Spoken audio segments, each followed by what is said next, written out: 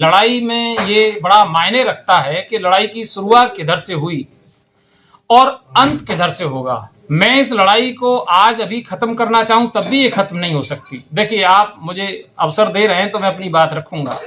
4 तारीख को जब उनके पक्ष में निर्णय आया तो इन्हीं तमाम मित्रों ने फेसबुक पर लिखा, पंडित श्याम सुंदर शर्मा का जलवा बरकरार, ब्लॉक प्रमुख राया पर तीसरी बार कब्जा।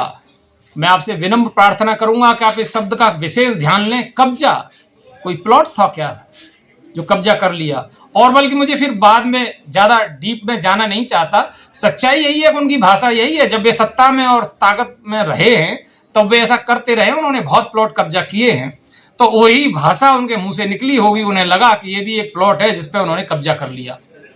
अब उससे आगे की बात, जब मेरे अंदर भी कोई आदमी इतना उकसाएगा तो मैं भी मनुष्य हूं, मेरे अंदर भी भावनाएं हैं, और उन भावनाओं में मैंने अपने समर्थकों को यह मैसेज देने की कोशिश की थी कि हम थे, हम हैं, और कम से कम इस पूरे कार्यकाल भर हम ही रहेंगे भी। रही बात मेरी अगली पोस्ट की भी आप बात करेंगे, तो वैसे तो मैं ऐसी बातें करने का आदी नहीं हूं, पर अगर कोई प्लॉट था जिस पे आपने कब्जा कर लिया है तो मैं आज उस कब्जे पे मूत के आया। बस मेरी भावना ये थी, और मैं उन्हें ये जताना चाहता था कि आप इस लड़ाई को जिस लेवल पर जाकर लड़ना चाहेंगे, हम उस लेवल पर जाकर इसके अंजाम तक पहुंचाने के लिए तैयार हैं। आपसे पीछे नहीं है, कमजोर नहीं है। आप लोक दल राया ब्लॉक प्रमुख के द्वारा एक प्रेस वार्ता का आयोजन किया जाता है, किस परिप्रेक्ष्य में की गई थी, क्या था?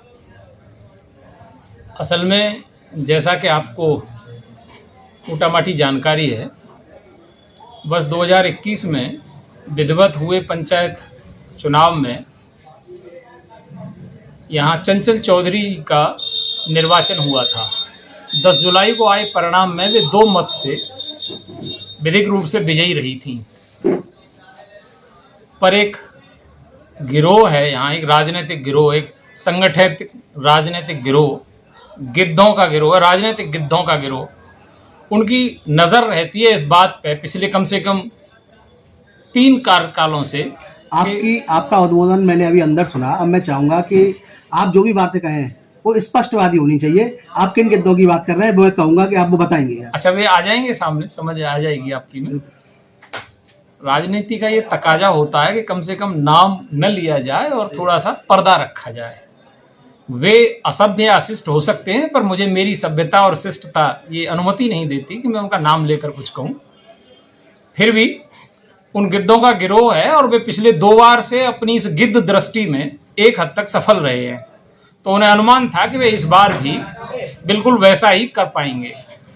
तो इलेक्शन जीतने के तुरंत बाद हारे हुए हमारे प्रत्याशी और उनके साथियों को उन्होंने बरगला के एक इलेक्शन पिटीशन जिला न्यायालय में डलवाया।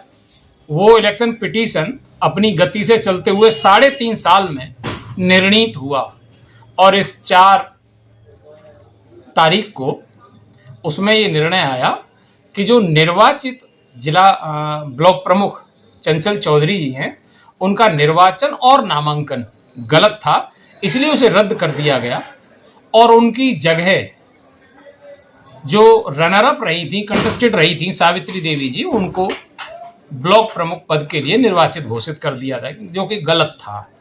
वास्तव में उस इलेक्शन पिटीशन में ऐसी प्रेयर भी नहीं थी और न्यायालय को ऐसा अधिकार भी नहीं था।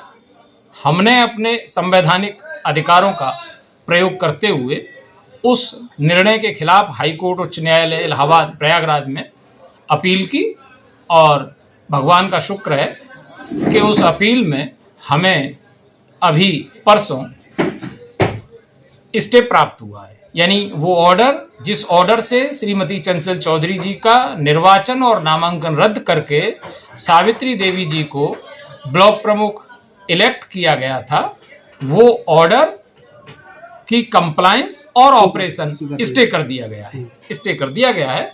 तो आज उसी पक्ष में अपनी बात समाज तक प्रेषित करने के लिए, और समाज के अपने शुभचिंतक जो हमारे साथ थे इस पूरी लड़ाई में, उनको एड्रेस करने के लिए पत्रकार वार्ता और एक मिलन समारोह टाइप बुलाया था, जिसमें आप प्रेस वार्ता आपने की, जो कंटेस्ट रनर रही थी उनकी भी प्रेस वार्ता हुई, उन्होंने आरोप लगाया पहले तो भाजपा और लोकदल, ये बड़ा प्रतिस्पर्धा का दौर है, जो शुरुआत में भी यही बातें चल रही थी जब चुनाव था और अब फिर वही बातें हैं। ऐसा कुछ है नहीं। आप पत्रकार होने के साथ साथ राया के आसपास के निवासी हैं, हमारे मित्र हैं।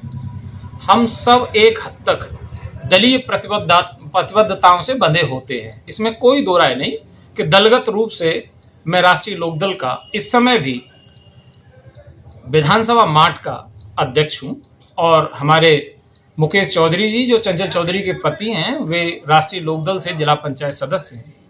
लेकिन जो कंटेस्टेड हैं, जो रनर अप रहे या जो चुनाव लड़े, वे भी कभी बीजेपी के नहीं थे, वे भी इसी तरह लोकदल परिवार के ही हिस्सा थे।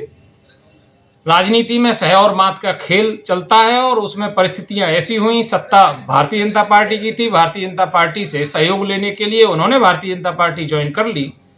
भारतीय जनता पार्टी में भी एक लोग थे या एक गुट था जो उन्हें बिल्कुल पसंद नहीं करता था और उस पूरे बड़े गुट की पसंद हम थे या हमारी चंचल चौधरी जी थी, इसलिए चंचल चौधरी जी ने भी भारतीय जनता पार्टी ज्वाइन की। एक गुट की तरफ से वे अधिकृत प्रत्याशी थी तो दूसरे गुट की तरफ से चंचल चौधरी भी अधिकृत प्रत्याशी थी, इसलिए ये लड़ाई शुरू से ही बराबर की थी।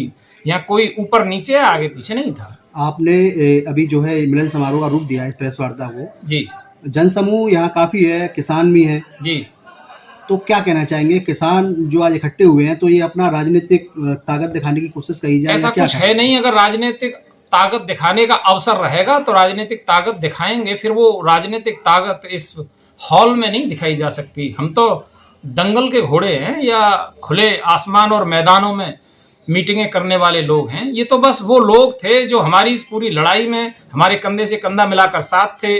सबसे व्यक्तिगत मिलना संभव नहीं हो पा रहा था तो एक दिन सुनिश्चित कर लिया। तो ब्लॉक प्रमुख पद की जो लड़ाई है वो न्यायालय में भी विचाराधीन है, मतलब चलेगा? जी चलेगा, पर अब उसमें ऐसा कुछ बहुत संभव नहीं है, बहुत गुंजाइश नहीं है।